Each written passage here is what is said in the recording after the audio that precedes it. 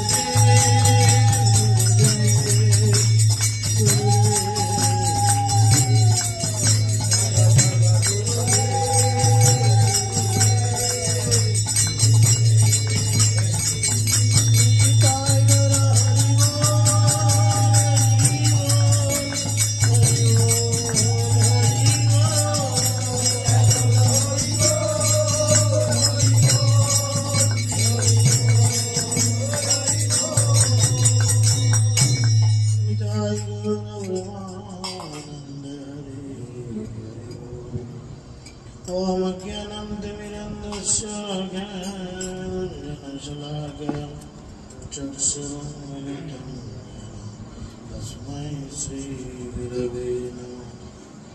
नमो विष्णुपादाय कृष्णपृष्ठाय भूतले श्रीमते जयपताकाशामिनिति नामिने। नमो आचार्यपादाय निताय कृपाप्रदायिने गौरकथादामोदाय नगरग्रामोदाय। नमो विष्णुपादाय कृष्णपृष्ठाय भूतले श्रीमते भक्तिवेदान्तस्वामिनिति नामिने। नमस्ते सरस्वती देवे गौरवाणी प्रचारिणे निर्विशेषशून्यवादेव सत्तदेशतारिणे।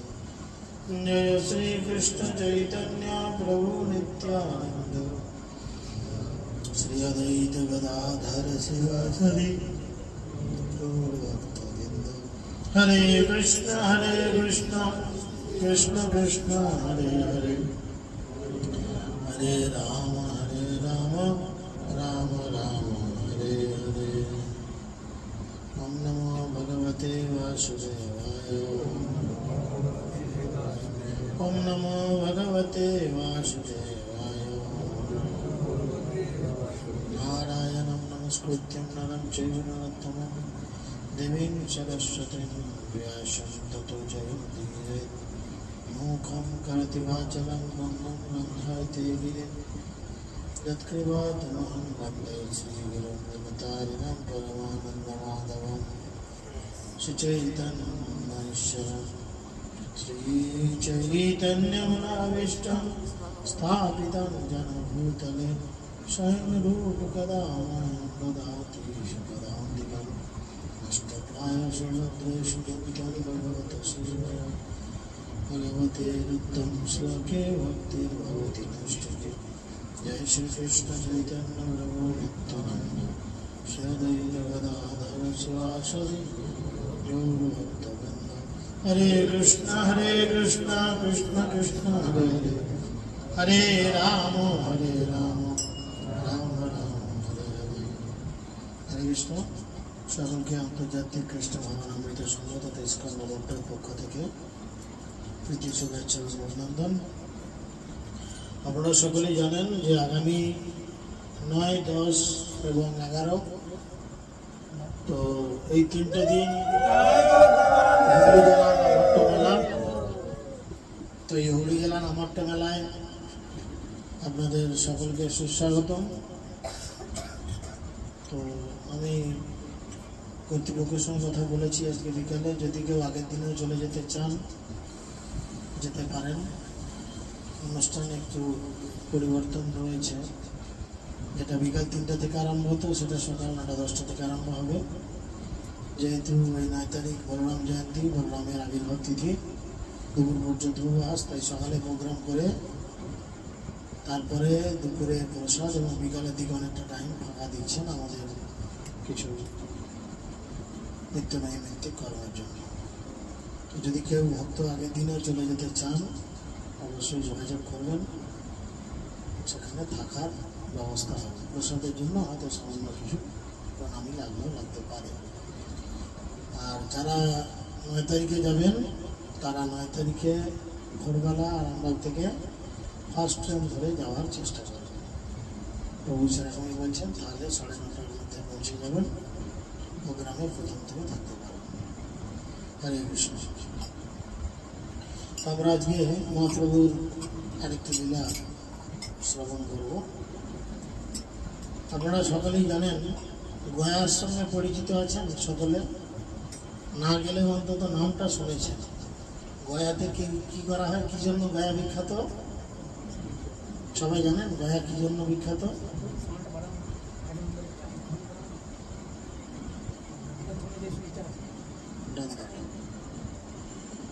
হরে কৃষ্ণ কৃষ্ণ কৃষ্ণ হরে হরে। আচ্ছা একটু এগিয়ে না, বক্সটা দিন।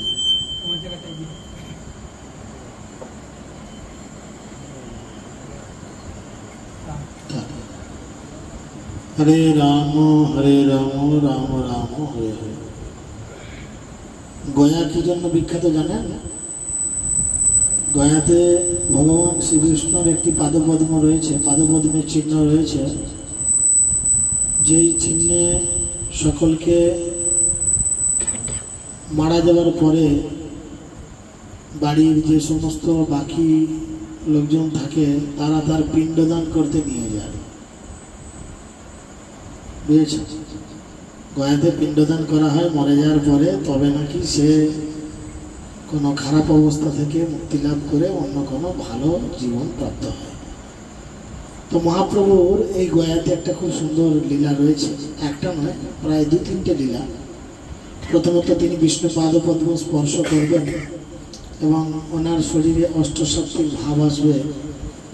দ্বিতীয়ত উনি ওনার প্রথম যে দীক্ষা, প্রথম যে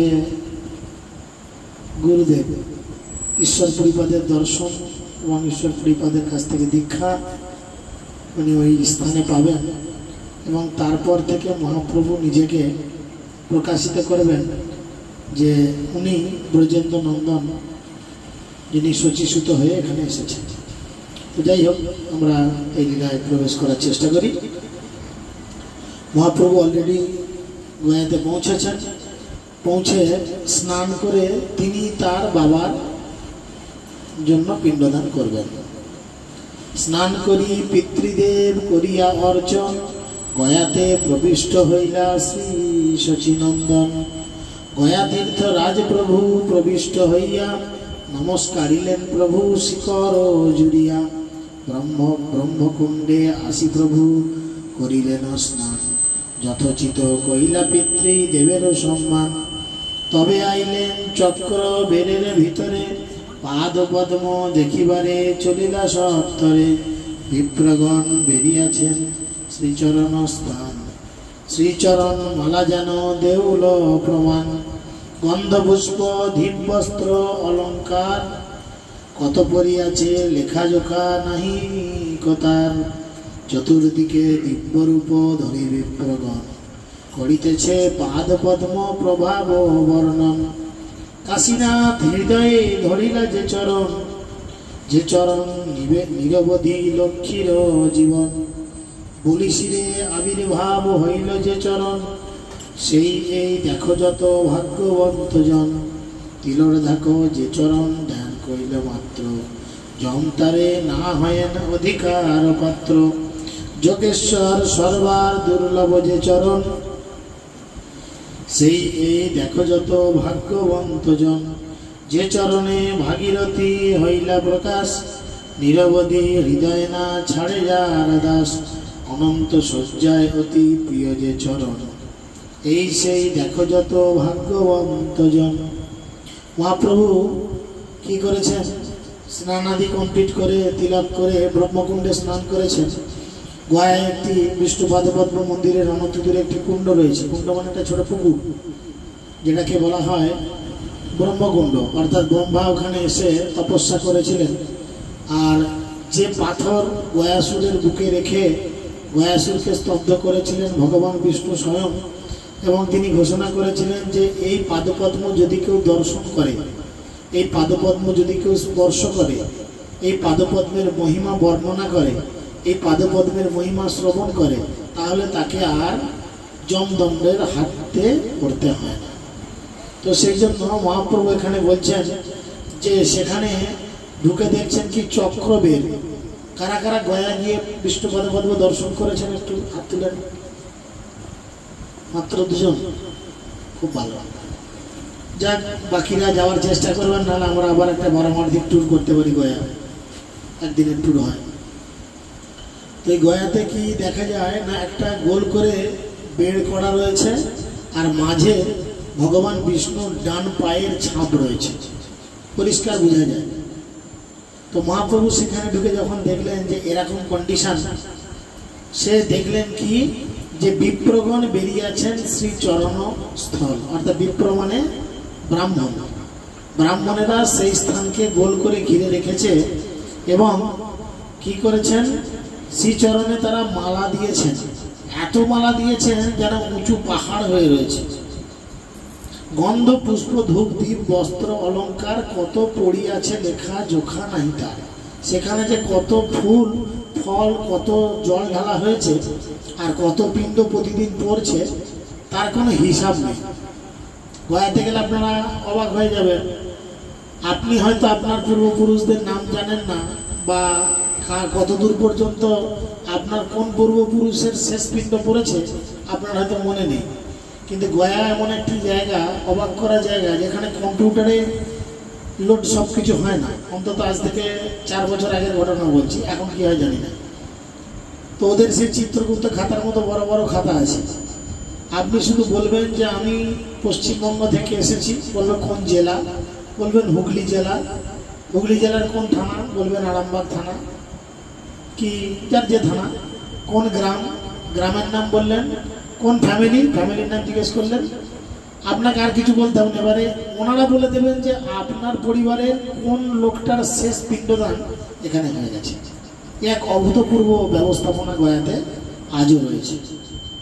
তো যাই হোক, সেখানে গিয়ে তিনি দেখেছেন এবার মহাপ্রভু সেই সুন্দর চরণকে দর্শন করে তিনি মহাপ্রভুর সঙ্গে যে সমস্ত ভক্তরা ছিলেন তাদের কাছে মহাপ্রভু বলছেন যে কাশীনাথ হৃদয়ে ধরিল যে চরণ। কাশীনাথকে, কাশীনাথ হচ্ছে কি কাশীর যে নাথ, কাশীতে কে থাকেন? শিবজি রয়েছেন। তাহলে কাশীনাথ মনে হচ্ছে শিবজি। শিবজি যে চরণকে হৃদয়ে ধারণ করেন, যে চরণ নিরবধি লক্ষ্মীর জীবন। শ্রীমতী লক্ষ্মী দেবী কি করেন? সব সময় ভগবান শ্রীবিষ্ণুর পাদপদ্ম সেবা করেন। লক্ষ্মী কিন্তু বিষ্ণুর পাদপদ্ম ছাড়া কিছু চিনেন না। তাই বলছে যে চরণ নিরবধি লক্ষ্মীর জীবন, বলি শিরে আবির্ভাব হইল যে চরণ। বলি মহারাজের মাথায় নারায়ণ পা দিয়েছিলেন। আর কি সেই এই দেখো যত ভাগ্যবন্ত জন। তাই বললো দেখো তোমরা 2 চোখ মিলে দেখো, আজকে আমাদের চোখের সামনে সেই চরণ আবির্ভূত হয়েছে। তিলার দেখো যে চরণ ধ্যান কইলা মাত্র, জম তার না হয়েন অধিকার পাত্র। কেউ যদি সামান্য একটু অল্প কিছু সময়ও এই চরণের ধ্যান করেন তাহলে স্বয়ং যমরাজ তাকে আর গ্রহণ করেন না। সে তখন ভগবানের বিষ্ণুদূতদের দ্বারা প্রেরিত হয়। যোগেশ্বর সবার দুর্লভ যে চরণ, সেই এই দেখো যত ভাগ্যবন্ত জন। যে চরণে ভাগীরথী হইলা প্রকাশ। ভগবানের চরণ থেকেই ভাগীরথী গঙ্গার প্রকাশ হয়েছে। আপনারা জানেন যখন বলি মহারাজ ত্রিপাদ ভূমি ভিক্ষা দিয়েছিলেন বামন অবতার রূপে ভগবান বিষ্ণুকে, তখন প্রথম পাই তিনি স্বর্গমর্ত দখল করে নিয়েছিলেন। ত্রিভুবন দখল হয়ে গেছে। আর তখন তার পায়ের খোঁচায় কারণ সমুদ্রের আবরণ ফেটে যায় এবং ফেটে গিয়ে সেখান থেকে কারণ বাড়ি নির্গত হয়।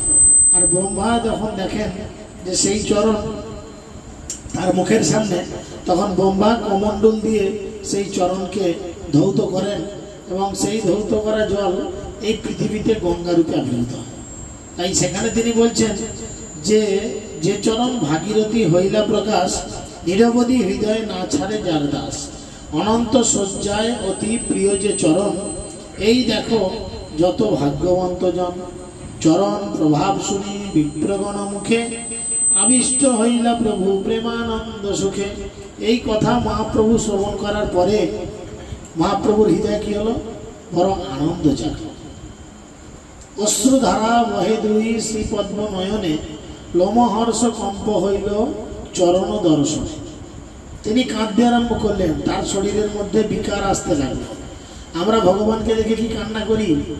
সচরাচর আমাদের আসে না, দুঃখে কান্না করি। কিন্তু ভগবানকে দেখে প্রেমাশ্রু আমাদের নির্গত হয়। দুঃখে আমরা বড় কান্না করি, হাউমাউ করে অনেক কিছু কান্না করি, কিন্তু অ্যাকচুয়ালি ভগবানের জন্য আমাদের কখনো কান্না আসে না। ওই জন্য সুবক মহারাজ বলছেন যে আমাদের কান্না আসে না, এর জন্য কান্না করা প্রয়োজন, যে আমাদের কেন কান্না আসে না। এবং তিনি বলছেন সর্বজগতের ভাগ্যে প্রভু গৌরচন্দ্র, প্রেম ভক্তি প্রকাশের করিলা আরম্ভ। এবার যে সমস্ত ব্রাহ্মণেরা দাঁড়িয়েছিলেন ওই পাদপদ্মের চতুর্দিকে, তারা প্রত্যেকেই কিন্তু খুব জ্ঞানবান পণ্ডিত। তারা মহাপ্রভুকে দুই চোখ দিয়ে লক্ষ্য করছেন যে এই লোকটা এমন আচরণ করছে, এটা কিন্তু কোনো সাধারণ ব্যক্তির আচরণ নয়। দেখুন, আমরা যতই বলি ভগবানকে দেখে কান্না করা উচিত, কার কি হয় জানি না, আমার তো কোনোদিনই চোখের জল বেরোয় না, আমি দেখেছি, চেষ্টা করেও বেরোয় না। তো ভগবানের কাছে কান্না করছেন এরকম এক ব্যক্তিত্ব, তাহলে ইনি কোনো সাধারণ মানুষ নন। তারা বুঝেছেন অবিচ্ছিন্ন গঙ্গা বহে প্রভুর নয়নে, পরম অদ্ভুত সব দেখে বিপ্রগণে। দৈব যোগ ঈশ্বর পুরীয় সেই ক্ষণে, আইলেন ঈশ্বর ইচ্ছায় সেই স্থানে। আর সেই দিনে এমন দৈবযোগ যে ঈশ্বরপুরী, যিনি মাধবেন্দ্র পুরীর একজন একনিষ্ঠ ভক্ত, তিনি কি করলেন, তিনি সেই স্থানে সেদিনেই এসেছেন, মানে এটাও ভগবানের ইচ্ছা। আর তিনি এসে দেখছেন, মানে একজন গুরুদেব শিষ্য গ্রহণ করার পূর্বে যেমন আমরা গুরুদেবের যোগ্যতা নিয়ে অনেক কথা বলি, গুরুদেবও কিন্তু শিষ্যের যোগ্যতা নিয়ে অনেক চিন্তা ভাবনা করেন। গুরুদেব খুব ভালোভাবে জানেন আমি এমন একজন শিষ্যকে গ্রহণ করব যেই শিষ্য আমাকে মহিমান্বিত করবে, তা নাহলে এমন একটা শিষ্যকে গ্রহণ করব যেই শিষ্য কিছুদিন পরে আমার বিধি নিয়ম আর পালন করবে না। এরা অনেক মানুষ রয়েছে। গুরুদেবের কাছে অঙ্গীকার করলেন, 1 বছর 2 বছর ভালোভাবে ভক্তি জীবন করার পর কোনো হয়তো সমস্যায় পড়ে তখন আর ঠিক মতো নিয়মাবলী পালন করে না, বলে খুব খিদে পায়, কি করব, রাস্তাতে ভাত মুড়ি কিনে খেয়ে নিই। পরিস্থিতি এরকম তো হয় মানুষের, ইত্যাদি ইত্যাদি আরো বিভিন্ন যে বিধিনিষেধ নিয়মগুলি রয়েছে সেগুলো তখন সে ব্রেক করে। সেই জন্য ঈশ্বরপুরীও একজন ভালো ভক্ত খুঁজছেন। লোকনাথ মহারাজ যেমন জীবনে একজন ভক্তকে নিয়েছিলেন, লোকনাথ স্বামী মহারাজ তিনি জীবনে একজন মাত্র ভক্তকে দীক্ষা দিয়েছিলেন। কে সে?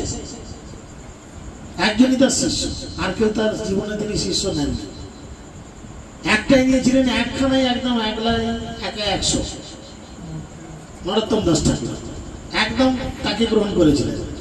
নরোত্তম দাস ঠাকুর কি করতেন, গুরুদেব দীক্ষা দেবেন না, তিনি কি করতেন, গিয়ে প্রত্যেকদিন ভোরবেলা যেখানে গুরুদেব পায়খানা পেশাব করতেন সেই জায়গায় নিজের হাতে করে লেপে ভালো করে পরিষ্কার করতেন, গোবর জল ছড়া দিতেন, জল বয়ে রাখতেন, ইত্যাদি পরিষ্কার করে রাখতেন। এবার বলেন, এখানে অনেকে দীক্ষা নেওয়ার জন্য তো প্রস্তুত হচ্ছে, কতজন এরকম মানসিকতা নিয়ে চলছেন? গুরুদেবের এইসব পরিষ্কার করার দরকার নেই, অন্তত সিস্টেম মেনে চলছি, ভক্তি জীবনকে ঠিকঠাক করে মান্যতা দিচ্ছি। তো সেই জন্য ঈশ্বরপুরীও দেখলেন গৌরচন্দ্র এরকম হয়েছে। দোহাকার বিগ্রহ দোহাকার প্রেম জলে, সিঞ্চিত হইলা প্রেমানন্দকুত হলে। প্রভু বলে গয়া যাত্রা সফল আমার, যতক্ষণে দেখিলাম চরণ তোমার। তীর্থে পিণ্ড দিলে সে নিস্ত্রিয় পিতৃগণ, সেই যারে পিণ্ড দেয় তারে সেই জন। তোমা দেখিলেই মাত্র কোটি পিতৃগণ, সেই ক্ষণে সর্ববন্ধ পায় বিমোচন। তখন তার গুরুদেব যিনি হবেন, কি নাম, ঈশ্বরপুরীবাদ। ঈশ্বরপুরীবাদ বলছেন মানুষ আসে গয়াতে পিণ্ডদান করতে, কার পায়ে পিণ্ডদান করেন, বিষ্ণুর পদপদ্মে। আর তুমি এসেছো, তোমাকে দেখলেই তো মানুষ পবিত্র হয়ে যায়। তুমি স্বয়ং কে? তিনি কে? যিনি এসেছেন তিনি কে? তিনি কিন্তু বিষ্ণু নন, বিষ্ণুর থেকেও আপার লেভেলের একজন। তিনি কে? না, তিনি হচ্ছেন ব্রজেন্দ্র নন্দন শ্রীকৃষ্ণ। কৃষ্ণ বিষ্ণুর মধ্যে পার্থক্য কিন্তু রয়েছে 4টি গুণের, বুঝেছেন? দুজনেই ভগবান। ভগবান মানে বিশেষ ক্ষমতা সম্পন্ন। ভাগবতমের শিবকেও ভগবান বলা হয়, নারদকেও ভগবান বলা হয়, বুঝতে পেরেছেন? ভগবান মানে যে কৃষ্ণ তা নয়, ভগবান অনেক হতে পারেন, কিন্তু পরমেশ্বর ভগবান একজনই, বুঝতে পারা গেল? তো সেই জন্য তিনি বলছেন তীর্থে পিণ্ড দিলে সে নিস্ত্রিয় পিতৃগণ, সেই যারে পিণ্ড দেয় তারে সেই জন। তোমা দেখিলেই মাত্র কোটি পিতৃগণ, সেই ক্ষণে সর্ববন্ধ পায় বিমোচন। তীর্থ এব তীর্থ নহে তোমারও সমান, तीर्थ परम तुमी मंगल प्रधान। मानुष तीर्थे जाए केन जाए? आपनारा तीर्थे जान? केउ जान ना? उत्तर नहीं मुखे चिंता घूमिए जाच्छे ना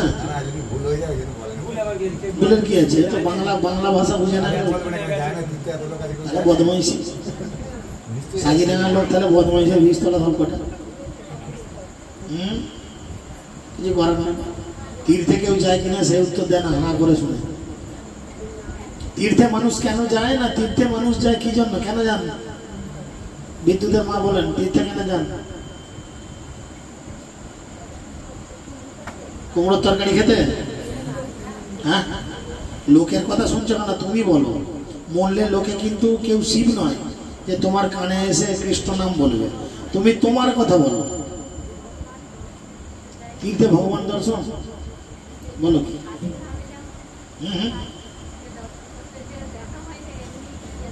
से तो लोके डिम भाजा देखे, मुरगिर ठ्यां देखे, चा देखे, बीड़ी देखे, सिगारेट देखे, लज देखे। उत्तर হয় না মানে ওই তো উদ্দেশ্য ছাড়া তীর্থ যাও। এগুলো হচ্ছে বোকার পোলা পাগলের পোলাপের মতো। আমরা তীর্থে কেন যাই জানি না। তীর্থে কেন যাই আমরা? না तीर्थे गेले भगवान दर्शन है कि ताहले केन जाई? उद्देश्य की? मनटा खुशी हलो আর সে মন খুশিতে একটা মেয়ে ছেলে পেলে মন খুশি হয়ে যাবে ওই বিষয়। সে ওই বিষয় ছাড়া না লোকে তো ওই বিষয় মাতবে না কেউ। এই কলিযুগে মানুষ ওই বিষয়ে কেউ মাতবে না। সে বলে আমার একটা বান্ধবী আছে ফোনে আধ ঘন্টা কথা বললি মন একদম চাঙ্গা। কেমন দেখতে যাব দর্শন পাবো। तीर्थे কেন যাওয়া হয় না? तीर्थे যাওয়া হয় নিজেকে ভুল বকছো বলছি তো জেনে কথা বলতে হবে। জেনে বলতে হবে নালে জীবন বৃথা। জীবন হইল শেষ না ভজিতে ঋষিকে সেরাম হয়ে যাবে। আমরা তীর্থে কেন যাই না? নিজেদের কি করতে? নিজেদের ধন্য করতে, নিজেদের পুণ্য অর্জন করতে তীর্থে যাই। মানুষ গঙ্গা চান কেন করতে যায়? সোজা কথার উত্তর কি? গঙ্গা চান কেন করতে যায়? বলে পাপ খাওয়াতে। বলে না যে পাপ খাওয়াতে, তার মানে কি নিজে পুণ্য করতে যাচ্ছি। গঙ্গা গঙ্গা একটা পবিত্র তীর্থ। সেরাম আমরা গয়া কাশী যাচ্ছি, বৃন্দাবন যাচ্ছি, মায়াপুর যাচ্ছি, নবদ্বীপ যাচ্ছি, যেখানেই যাচ্ছি যেগুলো তীর্থ সেখানে কেন যাচ্ছি? পুণ্য কামাতে। আর এখানে তিনি বলছেন যে তুমি হচ্ছে স্বয়ং তীর্থ। যে তোমাকে দর্শন করে তাকে আর অন্য কিছু দর্শন করার প্রয়োজন পড়ে না। ভক্তি বিনোদ ঠাকুর কীর্তনে বলছেন দর্শনে পবিত্র করো এ তোমার গুণ। একজন বৈষ্ণবকে দর্শন করলে তীর্থযাত্রার ফল লাভ করা যায়। নালে বলে কি তীর্থযাত্রা মনের ভ্রম কেবলই পণ্ডশ্রম বা পরিশ্রম।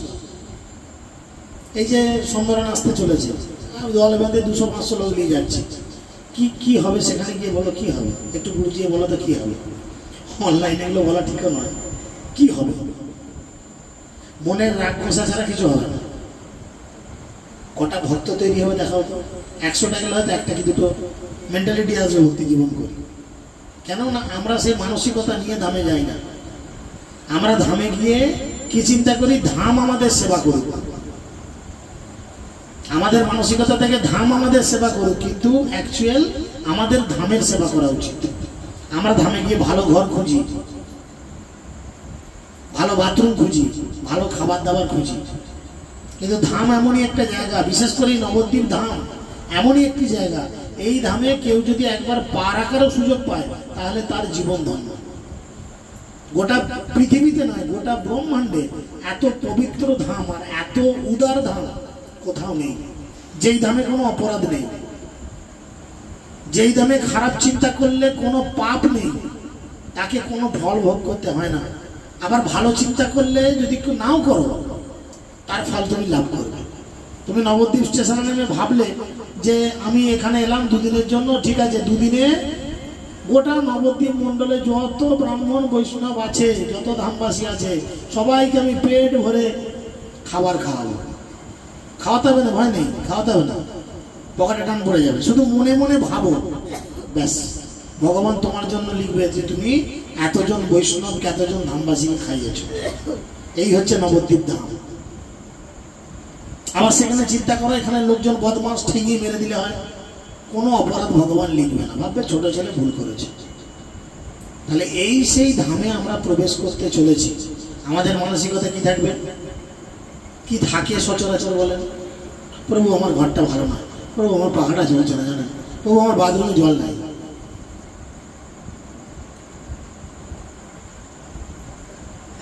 আমরা ধামে যাই ধামের কাছ থেকে সেবা পেতে, আমাদের উচিত ধামের সেবা করা। সেই ধামে গিয়ে একবার এরকম করে শুধু বসলে কি হবে, অনন্ত কোটি জীবন হিমালয়ে তপস্যা করার ফল লাভ হয়।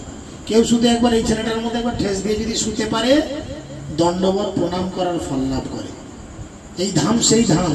তাহলে সেই ধামে আমি প্রবেশ করতে চলেছি, আর আমাদের মানসিকতা কি থাকে?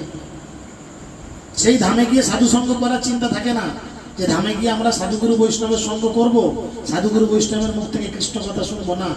কখন ঘরের জন্য দুটো রাধাকৃষ্ণ ছবি নিয়ে যাব, নাতির জন্য দুটো খোলামকুচি নিয়ে যাবো, কি বলে খঞ্জনি নিয়ে যাবো, ঝুনঝুনি কুঞ্জুনি এইসব কিনে নিয়ে যাবো। এই জন্য মাতামাতি লোকের বেশি লেগে যায়। যাদের জন্য মাতামাতি করছি তারা কিন্তু কেউ আমার ভক্তি জীবনে সহায়তা করবে না। কারণ এই জগতে বাবা কেউ কারুর নয়, কেউ কারুর নয়, ধনজন পরিবার কেহ নয় কৌকার। এই জগতে কেউ কারুর নয়, সবাই শুধু নিজেদের ধান্দায় ব্যস্ত। অতএব স্বার্থপরের মতো ভাবতে হবে, চাচা আপন আপন বাঁচা। আগে নিজে ভক্তি জীবন ঠিক করে করি, তারপরে লোকের কথা চিন্তা করি। তাই জন্য মহাপ্রভুকে তার গুরুদেব বলছেন, তুমি হচ্ছে স্বয়ং ধাম, তোমাকে এখানে আসতে হবে। কিন্তু মহাপ্রভু শিক্ষা দিচ্ছেন। মহাপ্রভু এই জগতে এসেছেন কেন? কেন এসেছেন না, আমাদের শিক্ষা দিচ্ছেন যে আমাদের এই কাজগুলো করা উচিত। শিখায়ে শরণাগতি ভক্তেরও প্রাণ। তিনি নিজে আচরণ করে শিক্ষা দিচ্ছেন যে তোমাদের এই কাজগুলো করা উচিত, কিন্তু আমরা করি না। বলেন যারা ভক্ত হয়নি একটু জোর করে বলেন তো, যে সবার কি পূর্বপুরুষ যারা দেহত্যাগ করেছে পিণ্ডদান করে এসেছেন এক বছরের মধ্যে? ভক্তদের জন্য পিণ্ডদানের প্রয়োজন পড়ে না, এদের লাইফস্টাইল একটু আলাদা, এদের জন্য ভগবান ছাড় দিয়ে রেখেছে। কিন্তু যারা ভক্ত নাই, এখানে তো সবাই আর ভক্ত নেই। নিজে প্রশ্ন করে দেখো, না না আমার বাপ তো মরে যায় 3 বছর হয়ে গেল, যা হয় না বহু। গয়াতে এমন কিছু দূর নয়, বর্ধমানে ট্রেনে চাপবে, ভোরবেলা নেমে যাবে, দিয়ে আবার রাত্রিরে ট্রেনে চাপবে, পরের দিনে আরামবাগ চলে আসবে। এই তো এইটুকু রাস্তা। কিন্তু কি সিস্টেম মানি না। অথচ এইটাকে গীতাতে, এই সিস্টেমটাকে গীতাতে ভগবান প্রথম অধ্যায় 21-22 নম্বর শ্লোকে খুব সুন্দর করে বলেছেন যে মানুষের মধ্যে তর্পণ এবং এই ধরনের পিণ্ডদান ক্রিয়া এখন নেই, যার জন্য জগৎ উৎসন্নে যাচ্ছে, নষ্ট হচ্ছে, ফ্যামিলি নষ্ট হচ্ছে। মহাপ্রভু তাই শিক্ষা দিয়েছেন। সেই জন্য তিনি বলছেন যে সংসার সমুদ্র হইতে উদ্ধারহ মোরে, এই আমি দেহ সমর্পিলাম তোমার। গুরুদেব শিষ্যর কাছে দেহ সমর্পণ করছে। চিন্তা করে দেখেন একবার, তাহলে কি কোয়ালিটির শিষ্য। এই একই সেম ঘটনা চৈতন্য ভাগবতে না চৈতন্য চরিতামৃতে রয়েছে। মহাপ্রভু যখন সন্ন্যাস গ্রহণ করেন, কার কাছে নিয়েছিল সন্ন্যাস গ্রহণ? কাটোয়াতে কার কাছে? ঈশ্বরপুরীতে প্রথম গুরুদেব। সন্ন্যাস কার কাছে নেয় বলো? প্রশ্ন তোমাদের কাছে একটা বড়, চিন্তা করো। ওই কোম্পানির লোক, ওই কোম্পানি কোথা থেকে দিল আমরা ভুলে গেছি।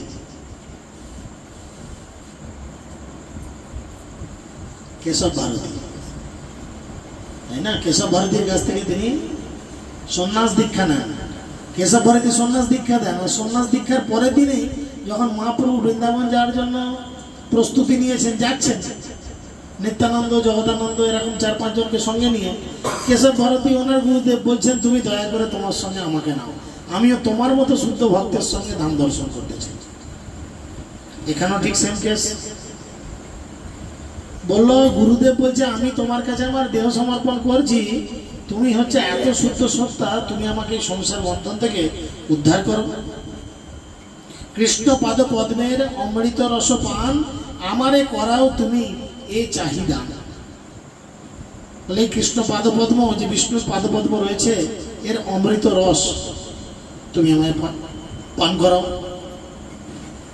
তখন মহাপ্রভু ঘুরে বলছেন, বললেন, ঈশ্বর পুরী সুনহ পণ্ডিত, তুমি যে ঈশ্বর অংশ জানেন নিশ্চিত। গুরুদেব তখন বলছেন তার শিষ্যকে গ্রহণ করতে যাওয়ার আগে, আরে শোনো শোনো পণ্ডিত, তখন তো মহাপ্রভুর নাম হয়নি, তখন নাম ছিল নিমাই পণ্ডিত। উনি খুব পাণ্ডিত্য অর্জন করেছিলেন, তাই বলছেন শোনো শোনো পণ্ডিত, তুমি যে স্বয়ং ঈশ্বরের অংশ এটা আমি বুঝতে পেরেছি। গুরুদেব বলছেন তার শিষ্যকে, জানিল নিশ্চিত যে তোমার পাণ্ডিত্য, যে চরিত্র তোমার, সেই কি ঈশ্বর অংশ বই হয়। আর আজ যেন আজি শুভ স্বপ্ন দেখিলাম, সাক্ষাতে তাহার ফল এই তো পাইলাম। সত্য কহি পণ্ডিত তোমার দর্শনে, পরানন্দ সুখ যেন পাই অনুক্ষণে। তখন তিনি বলছেন যে তোমার মতো এই শুদ্ধ ভক্তের দর্শন পেলাম, আমি জানি তুমি ভগবানের অংশ, আমার জীবন ধন্য।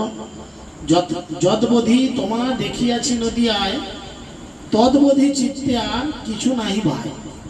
আমি তোমাকে পূর্বে আমার গুরুদেবের সঙ্গে আমি যখন নদিয়ায় গেছিলাম তখন একবার দর্শন করেছিলাম, তখন থেকে আমি তোমাকে ভুলিনি। একটা এম থাকে যে এই ছেলেটা খুব ভালো স্টুডেন্ট। ধরুন আমরা যখন ক্লাস করছি 30-35টা ছাত্রছাত্রীকে নিয়ে, আর সবাই তো সমান নয়, দু একজন কিন্তু খুব ভালো স্টুডেন্ট থাকে। তো মাস্টারমশাইদের অলরেডি তাদের প্রতি একটা মানে টার্গেট থাকে যে এই ছেলেটা 100-এ অন্তত 90-95 পাবে। সেরকম মহাপ্রভু এত সুন্দর একজন ব্যক্তিত্ব, তার কাছে সেই যিনি বলছেন যে তোমাকে আমি যেদিনে নবদ্বীপে দেখেছিলাম তখন থেকে আমি আর অন্য কিছু ভাবিনি। সত্য কহি, সত্য এই কহি ইতে অন্য কিছু নাই, কৃষ্ণ দর্শন সুখ তোমা দেখি পাই। আমি তোমার কাছে সত্য কথা বলছি, আমি যখন তোমাকে দর্শন করি তখন কৃষ্ণকে দর্শন করার যে সুখ, যে আনন্দ, সেটা আমার হৃদয়ে আসে। শুনি প্রিয় ঈশ্বর পুরীর সত্য বাক্য, হাসিয়া বলেন প্রভু মোর বড় ভাগ্য। এই মতো কত আর কৌতুক সম্ভাস, যত হইল তাহা বর্ণিবেন বেদব্যাস। তবে প্রভু তান স্থানে অনুমতি লইয়া, তীর্থ শ্রাদ্ধ করিবারে বসিল আসিয়া। ফল্গু তীর্থে করিবালু কারো পিণ্ডদান, তবে গেলা গিরি সিংহে প্রেত গয়া স্থান। যারা গেছেন, গয়াতে ফল্গু নদী রয়েছে বিষ্ণুপাদ পদ্ম মন্দিরের পাশে, আর এই ফল্গু নদী মা সীতার দ্বারা অভিশপ্ত হয়েছিল। ফল্গু, দেখুন নদীর সৌন্দর্যতা হচ্ছে যদি নদী জলে পূর্ণ থাকে, তাই না?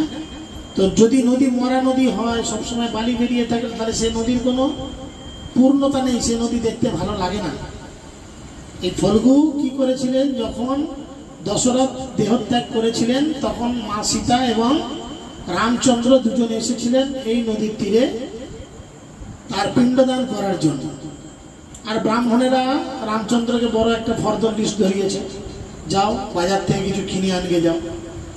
শ্রাদ্ধ মানে একটা বড় লিস্ট, ছোটখাটো দু একটা জিনিসে হয় না।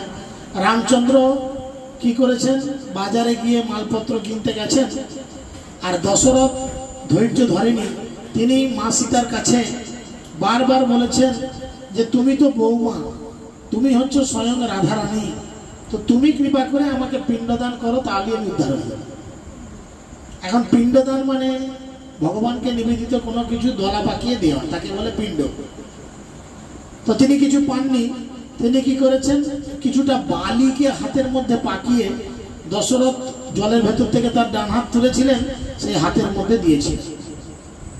যার জন্য এই বিষ্ণুপদ মন্দিরের ঠিক নদীর অপর প্রান্তে দশরথের একটা মন্দির আছে, যেখানে শুধু দশরথের হাত উঠে আছে।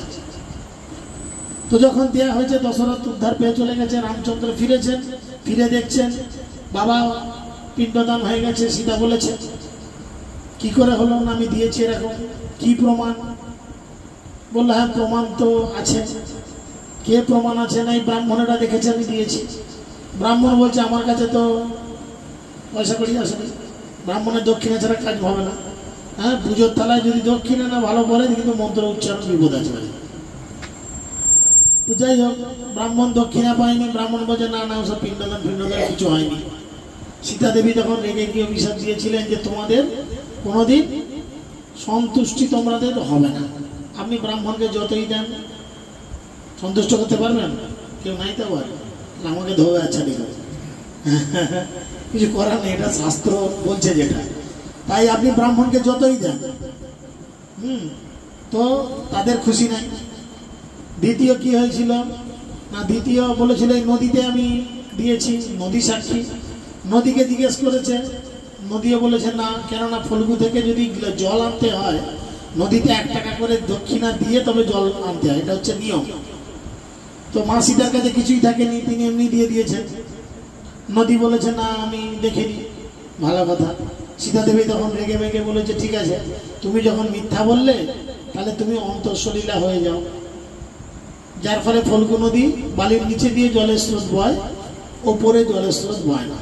বৃষ্টি হলে চতুর্দিকে জল জড়ো হয়ে নদীতে জল বয়ে চলে যায়, আবার শুকনো বালি বেরিয়ে যায়। সীতা দেবীর অভিশাপ। ঠিক আছে, শেষ পর্যন্ত কি হলো না, ওখানে অক্ষয় বট বলে একটি জায়গা আছে প্রেতশিলার উপর, বলে বট গাছ দূর থেকে দেখেছে।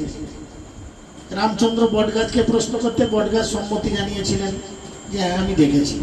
তখন সীতা দেবী আশীর্বাদ করে তাকে বলেছিলেন যতদিন এই ব্রহ্মাণ্ড থাকবে ততদিন তুমি থাকবে, আর তোমাকে দর্শন করে, তোমাকে 3 বার প্রদক্ষিণ করে ধর্ম অর্থ মোক্ষ কাম যদি কেউ প্রার্থনা করে তাহলে তুমি তার মনোবাঞ্ছা পূর্ণ করবে।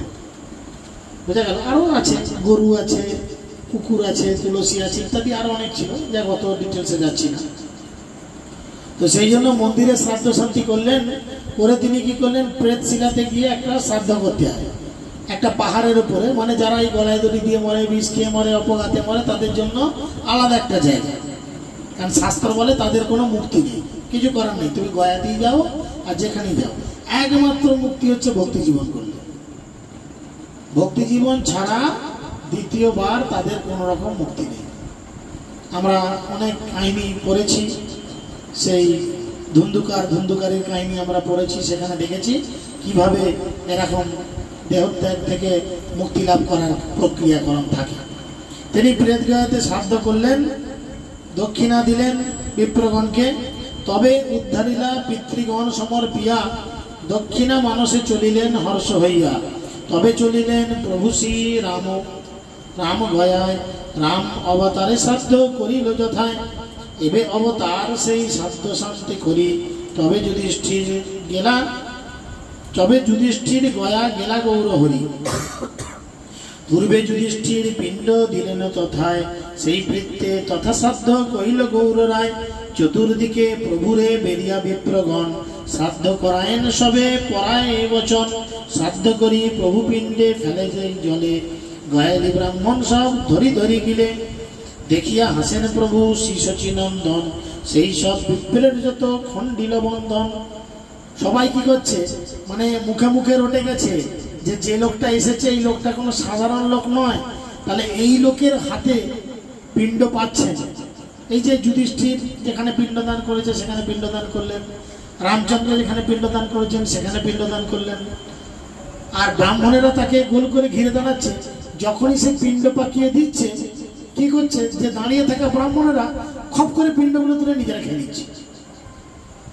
ফলে কি হচ্ছে, পিণ্ড খাওয়ার ফলে কি হচ্ছে, এখানে বলছে শ্রাদ্ধ করি প্রভু পিণ্ড ফেলে যেই জলে, গয়ালি ব্রাহ্মণ সব ধরি গিলে গিলে, খপ খপ করে তুলে তুলে দিদার খেয়ে নিচ্ছে। কেন কেন খাচ্ছে না, দেখিয়া হাসেন প্রভু শ্রী শচীনন্দন। চৈতন্য মহাপ্রভু দেখে হাসছেন, কারণ তিনি জানেন কি না, সেই সব বিপ্রের যত খণ্ডিল বন্ধন, মহাপ্রভুর হাতের এই প্রসাদ পেয়ে তাদের জীবনের যে বন্ধন দশা ছিল সমস্ত কিছু খণ্ডন হয়ে গেল। উত্তর মানসে প্রভু পিণ্ডদান করি, ভীম গয়া করিলেন গৌরাঙ্গ গৌরহরি। শিব গয়া ব্রহ্ম গয়া আদি যত আছে, সব করি জোর সগয়ায় গেলা পাছে। ষোড়শ গয়ায় প্রভু ষোড়শী করিয়া, সবারে দিলেন পিণ্ড শ্রাদ্ধ যুক্ত হইয়া। তবে মহাপ্রভু ব্রহ্মকুণ্ডে করি স্নান, গয়া শিরে আসি করিলেন পিণ্ডদান। দিব্যমালা চন্দন শ্রীহস্তে প্রভু লইয়া, বিষ্ণুপাদ চিহ্ন পুজিলেন হর্ষ হইয়া। এই মতো সর্বস্থানে শ্রাদ্ধাদি করিয়া, পাশায় চলিলা বিপ্রগণ সন্তরিয়া। মহাপ্রভু সব জায়গায় পিণ্ডদান করে, যেখানে তিনি থাকার জায়গা নিয়েছিলেন গেলেন, আর ঈশ্বরপুরী তার সাথে রইলেন। তবে মহাপ্রভু কতক্ষণে সুস্থ হইয়া রন্ধন করিতে প্রভু বসিলেন গিয়া। রন্ধন সম্পূর্ণ হইল, হেন এই সময় আইলেন শ্রী ঈশ্বর পুরী মহাশয়। প্রেম যোগে কৃষ্ণ নাম বলিতে বলিতে আইলেন প্রভু স্থানে। দুলিতে দুলিতে রন্ধন এরিয়া প্রভু পরম সম্ভ্রমে নমস্কারী তান বসাইলেন আসনে। হাসিয়া বলেন পুরী, শুনহ পণ্ডিত, ভালোই সময়ে হইলাম উপনীত। প্রভু বলে, যবে হইল ভাগ্যের উদয়, এই অন্ন ভিক্ষা আজি কর মহাশয়। রান্না করে খেতে যাবে, সেই সময় হাজির। বলে, আমি আজকে দারুণ সময় এসেছি, কেননা আজকে আমি তোমার হাতে প্রসাদ পাবো। প্রভু বলে, যবে হইল ভাগ্যের উদয়, আমার ভাগ্য যখন ভালো হলো, কখন না তোমাকে যখন আমি দেখলাম। হাসিয়া বলেন পুরী, তুমি কি পাইবে? প্রভু বলে, আমি অন্ন রান্ধিবাম এবে। পুরী বলে, কি কার্য করিবে আর পাক? যে অন্ন আছয়ে তাই করো দুই ভাগ। তুমি তো একজনের জন্য রান্না করেছো, আমি যদি সব খেয়ে তুমি কি খাবে? কোনো চিন্তা নাই, যেটুকু আছে দুভাগ করো, দুজনে ভাগাভাগি করে খেয়ে নি। তীরের থেকে আর অন্ন রান্ধিবাম আমি, না করো সংকোচ কিছু, ভিক্ষা করো তুমি। মহাপ্রভু বলছেন, তুমি চিন্তা করো না, আমি এক্ষুনি রান্না করে ফেলবো। জানি না হয়তো মহাপ্রভুর কাছে প্রেসার কুকার ছিল কিনা, হ্যাঁ, তো তিনি বললেন আমি এক্ষুনি করে ফেলবো। তবে প্রভু আপনার অন্নতারে দিয়া আর অন্ন রন্ধিতে গেল হর্ষ হইয়া। হেন কৃপা প্রভুর ঈশ্বর পুরীর প্রতি, পুরীর নাহিক কৃষ্ণ ছাড়া অন্যমতি। শ্রীহস্তে আপনে প্রভু করে পরিবেশন, পরমানন্দ সুখে পুরী করেন ভোজন। ঈশ্বর পুরী তিনি বলছেন, আজ আমার সৌভাগ্য, কেন? স্বয়ং ভগবান তাকে নিজের হাতে খাওয়াচ্ছে। তাহলে কত ভাগ্য খুলেছে। সেই ক্ষণে রমা দেবী অতি অলক্ষিতে প্রভুর নিমিত্ত অন্ন রন্ধিলা তারিখে। বলে, মহাপ্রভু কি করেছেন? উনুনে ভাত চাপিয়ে দিয়ে এসে ঈশ্বরপুরীকে খেতে দিচ্ছে। তখন তার গ্যাস সিস্টেম নয় যে ঠিক জ্বলবে, আর উনুনে জালটা ঠেলবে কেড়ে বাইরে। বলে, যখন মহাপ্রভু ঈশ্বরপুরীকে খেতে দিতে ব্যস্ত রয়েছে, তখন স্বয়ং লক্ষ্মী দেবী নিবৃত্তি অর্থাৎ আড়াল থেকে এসে মহাপ্রভুর জন্য সেই ভাত রান্না করে দিলেন। তবে প্রভু আগে তান ভিক্ষে করাইয়া আপনে ভোজন করিলেন হর্ষ হইয়া। ঈশ্বর পুরীর সঙ্গে প্রভুর ভোজন, ইহার শ্রবণে মিলে কৃষ্ণ প্রেমধন। যারা এই যে খাওয়া দাওয়ার, অনেকে ভাববে যে কাজকর্ম নাই, আজকে শুধু খাওয়ার কেস বলছে, এমনি ঘুগনি মুড়ি খাওয়াবে, আর প্রভু সেই ভাত ডাল তরকারি কথা বলছে। খেতে হবে না, শুধু যারা কানে এই লীলা শ্রবণ করে, বলে তারাই কৃষ্ণ প্রেমধন পায়। যে প্রেমধন পাওয়ার জন্য ব্রহ্মাসী অনন্ত কোটি জীবন ধরে তপস্যা করে, তাই না? শুধু খাওয়ার কথা শুনলেই এই ধন লাভ করা যায়। তবে প্রভু ঈশ্বর পুরীর সর্ব অঙ্গে আপনে শ্রীহস্তে লিপিলেন দিব্য গন্ধে। যত প্রীত ঈশ্বরের ঈশ্বর পুরীরে, তাহা বর্ণিবার শক্তি কোন জন ধরে। আপনে ঈশ্বর চৈতন্য ভগবান দেখিলেন ঈশ্বর পুরীর জন্মস্থান। প্রভু বলে, কুমার হট্টের নমস্কার, শ্রী ঈশ্বর পুরীর যে গ্রামের অবতার। কান্দিলেন বিস্তর চৈতন্য সেই স্থানে, আর শব্দ কিছু নাহি ঈশ্বর পুরী বিনে। সেই স্থানের মৃত্তিকা আপনে প্রভু তুলি, লইলেন বহির বাসে বান্ধি এক ঝুলি। প্রভু বলে, ঈশ্বর পুরীর জন্মস্থান, এ মৃত্তিকা আমার জীবন ধন প্রাণ। সেই হেই ঈশ্বর প্রীত ঈশ্বর পুরীতে, ভক্তের বাড়াতে প্রভু সর্বশক্তি ধরে। প্রভু বলে, গয়া করিতে যে আইলাম, সত্য হইল ঈশ্বর পুরী দেখিলাম। আর দিনে নিবৃতে ঈশ্বর পুরী স্থানে, মন্ত্র দীক্ষা চাহিলেন মধুর বচনে। তখন ঈশ্বর পুরীর কাছে তিনি বললেন, প্রভু আমাকে আপনি এবারে মন্ত্র দীক্ষা দিন। ঠিক আছে? পুরী বলে, মন্ত্র বা বলিয়া কোন কথা, প্রাণ আমি দিতে পারি তোমার মতো সর্বদা। মানে মন্ত্র কি বলছো? তোমার মতো ভক্তকে পেলে আমি আমার জীবন পর্যন্ত দিয়ে দিতে রাজি আছি। তবে তার স্থানে শিক্ষা গুরু নারায়ণ করিলেন দশাক্ষর মন্ত্রের গ্রহণ।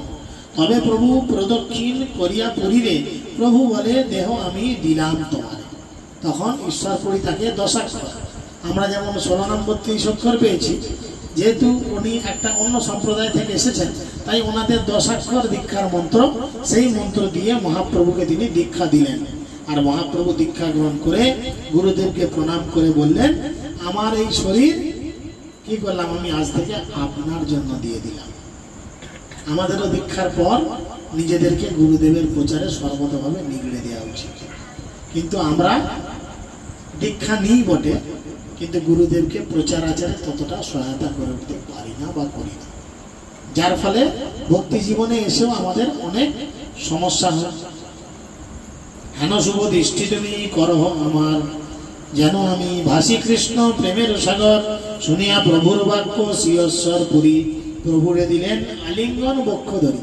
মহাপ্রভু তাকে বললেন, তুমি আমাকে এমন আশীর্বাদ করো আমি যেন কৃষ্ণ প্রেমের বন্যায় ভেসে যেতে পারি। দেখুন, দীক্ষার সময় আমাদেরও গুরুদেব আমাদের সেই প্রেমের বন্যায় ভাসানোর কিন্তু নৌকা দিয়েছেন। গুরুদেব নিজে সেই নৌকায় হাল ধরে রয়েছেন, শুধু আমরা নিজেরা সেই নৌকায় নিজেদের গাফিলতিতে হয়তো উঠতে পারিনি বা উঠিনি, যে কারণে আমরা সেই বন্যায় ভাসতে পারছি। সেই জন্য তিনি বললেন যে তুমি আমাকে কৃষ্ণ প্রেমের সাগরের বন্যায় ভাসিয়ে দাও। গুরুদেব তখন তাকে আশীর্বাদ করে আলিঙ্গন করলেন। দোহার নয়ন জলে দোহার শরীর, সিঞ্চিত হইলা প্রেমে কেহ নয় স্থির। একে অপরকে জড়িয়ে ধরে প্রেমের আলিঙ্গন দিয়ে কাঁদতে লাগলেন। হেন মতে ঈশ্বর পুরীর কৃপা করি, কতদিন গয়াতে রইলেন গৌরহরি। কিছুদিন গয়াতে রইলেন গৌরাঙ্গ মহাপ্রভু, তিনি ঈশ্বরপুরীর সাথে রইলেন। তারপরে তিনি ধীরে ধীরে আবার নবদ্বীপে ফিরবেন। রামকেলির পথে ফিরতে ফিরতে তিনি দীক্ষার পরে এবার প্রথম ভগবানকে ঝলক দর্শন দেখবেন। কোথায় দেখবেন? কোন পাহাড়ে দেখবেন? মালদার কাছে। মালদার কাছে ওপারে কানাইনাট শাল, এপারে মালদা, গঙ্গার ওপারে তিনি দেখতে পাবেন ভগবানকে। একবার দর্শন দিয়ে চলে যাবে, আর মহাপ্রভুর এরপর থেকে পাগলামো আরম্ভ হবে। সচিমা দেখবে ছেলে আমার বড় বদ্ধ পাগল। তো আগামী দিনে আমরা এই তথ্য, এই লীলা আলোচনা করব। হরে কৃষ্ণ কৃষ্ণ কৃষ্ণ হরে হরে।